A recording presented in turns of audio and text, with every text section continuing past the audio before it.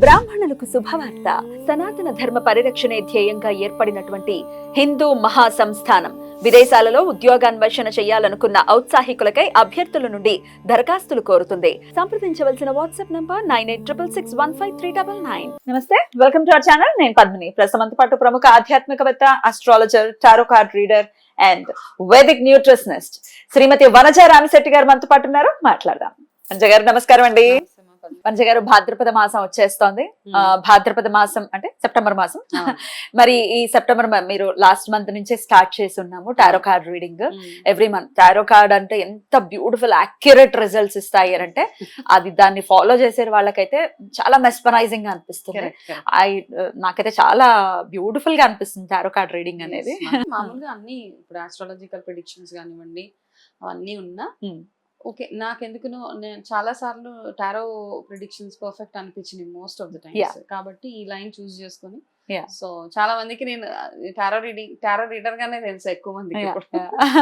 Astrology చూస్తున్నప్పటికీ tarot card reader గా ఎక్కువ సుపరిచితం. ఇవన్నీ అంటే ఇప్పుడు ఏమైపోయిందంటే టారో, ఆస్ట్రాలజీ, న్యూమరాలజీ ఇవన్నీ మూడు కలిపితే ఒక సొల్యూషన్ వస్తుంది బేసిక్ గా.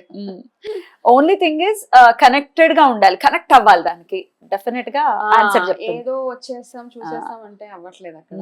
మామూలుగా రెగ్యులర్ గా దానికి చేయాల్సిన ప్రాసెస్ అంటే మనం మెడిటేషన్ కానివ్వండి, క్లీన్ గా ఉంచుకోవడం, మైండ్, బాడీ ప్రెజెంట్, ఇవన్నీ ఆ ప్రెజెన్స్ అవసరం చాలా. అంటే మీరు చెప్తారు కాబట్టి అసలు దాన్ని ఫాలో చేసే వాళ్ళైతే దాని ఇన్స్ట్రక్షన్స్ తీసుకోవచ్చు. రైట్ అండి. సో భాద్రపద మాసం ఎలా ఉండబోతుంది, ద్వాదశ రాశులకి మీరు ఒక అస్ట్రాలజర్ కూడా కాబట్టి సో దాన్ని కూడా రిలేట్ చేస్తూ డెఫినెట్ గా మనం మాట్లాడుకుంటే మీరు అన్నట్టుగా ఇంకా యాక్యురసీ ఇంకొంచెం పెరుగుతుంది కాబట్టి సో ఎట్లా ఉంటుందని అనుకోవచ్చు. భాద్రపద మాసం, సెప్టెంబర్ మాసం, అసలు సెప్టెంబర్ మాసం ఎవరి చేత రూల్ చేయబడుతూ ఉంటుంది జనరల్ గా according to your analysis? Okay, so ఇది కూడా మనం యాక్చువల్ గా టారో తీసే చూద్దాము. సెప్టెంబర్ మాసం అసలు ఏ గ్రహం చేత రూల్ అవుతోంది అనేది ఒకసారి చూద్దాం.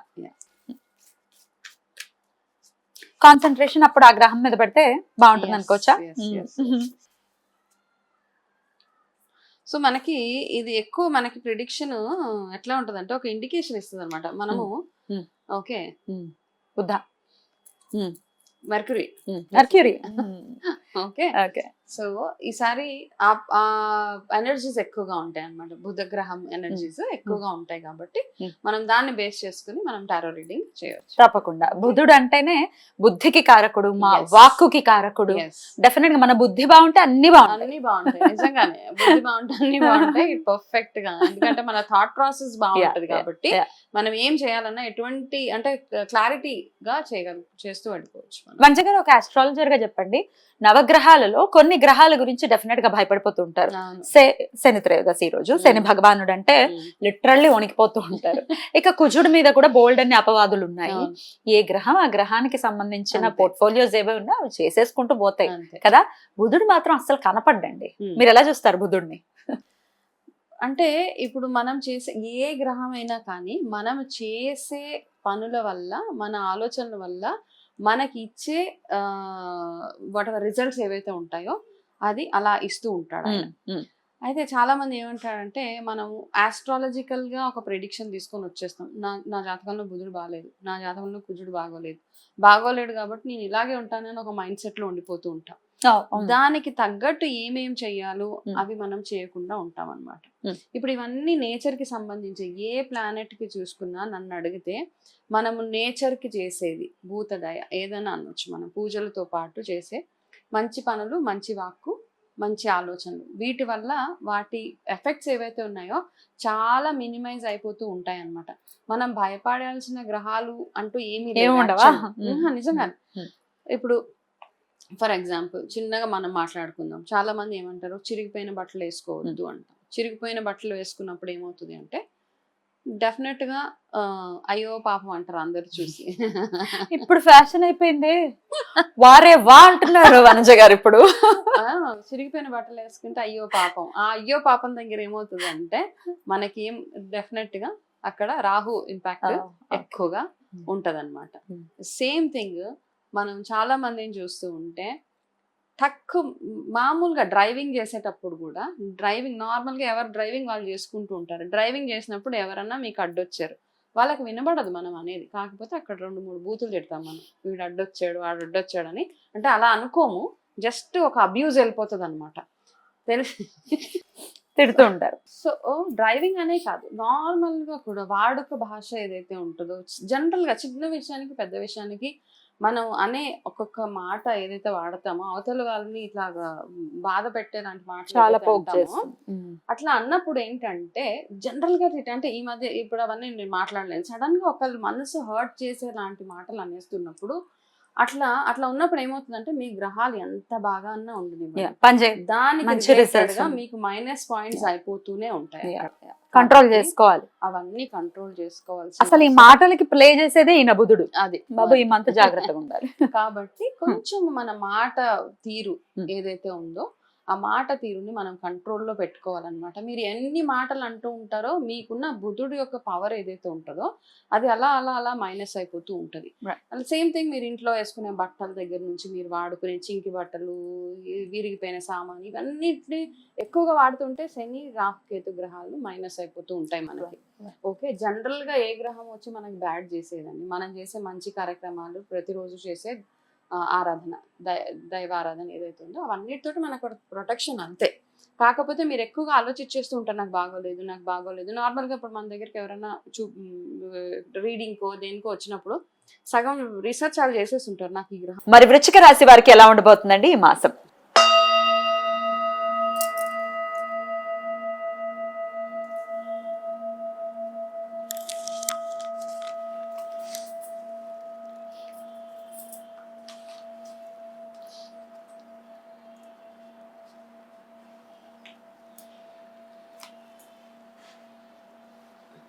వైబ్రేషన్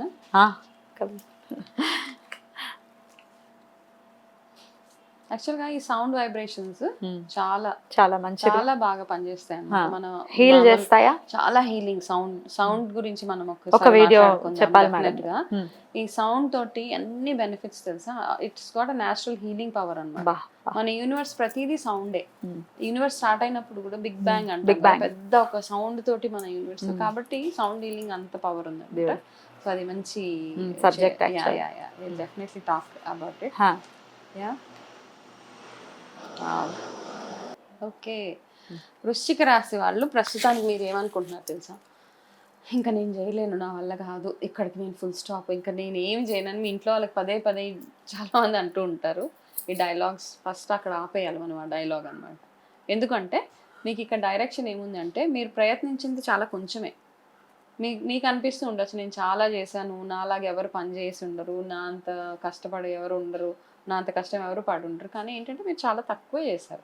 కాకపోతే ఈ మంత్లో మీరు చేయాల్సింది ఏంటంటే ఈ భాద్రపద మాసంలో మనకి ఇచ్చిన డైరెక్షన్ ఏంటంటే మీరు ఏదైతే ఈ ఆలోచన ఉందో అది ఫస్ట్ పక్కన పెట్టండి. పక్కన పెట్టేసి ఒక డీటెయిల్డ్ ప్లాన్ ఒకటి ఓకే చేసుకోండి మీరు. అంటే ఏ పని స్టెప్ బై స్టెప్ అంటాం కదా. ఇప్పుడు ఫర్ ఎగ్జాంపుల్ ఏం చెప్దామంటే ఒక ఇల్లు కట్టాలి అనుకుంటే మనం ఏమేమి చేయాలి? ఇల్లు కట్టడానికి ఫస్ట్ ఏంటి, ఒక ప్లాన్ అవసరం. ఆ ప్లాన్ తర్వాత మెటీరియల్ అవసరం. మెటీరియల్ తర్వాత ప్లాన్ అయిపోయింది, ఒక ఆర్కిటెక్ట్ని హైర్ చేసుకుంటాం. సో రకరకాల చాలా ప్రొసీజర్ ఉంటుంది కదా, అప్పుడే అది కాంక్రీట్గా ఒకటి అవుతుంది. కాబట్టి ఇక్కడ మీకు ఇచ్చిన డైరెక్షన్ ఏంటంటే ఇంకా మీరు చేయాల్సింది చాలా ఉందన్నమాట. మీరు అచీవ్ చేయాల్సినవి చాలా ఉన్నాయి.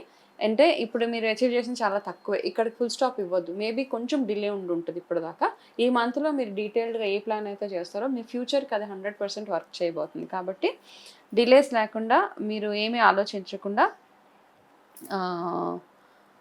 ఇంకొకటి ఏంటంటే మీకు ఒక వార్నింగ్స్ ఏంటంటే మీ మీద అతిగా ప్రేమ చూపించేవాళ్ళు, అనవసరంగా ప్రేమ చూపించేవాళ్ళు ఎవరైనా వస్తే కనుక వాళ్ళని అంతా గుడ్డిగా నమ్మేయొద్దు. వాళ్ళని కొంచెం ఆలోచించండి, వీళ్ళు ఎందుకు ఇలా చేస్తున్నారు, మీ దగ్గర నుంచి ఏదో బెనిఫిట్ పొంది మాత్రమే వాళ్ళు అలా చేస్తున్నారు.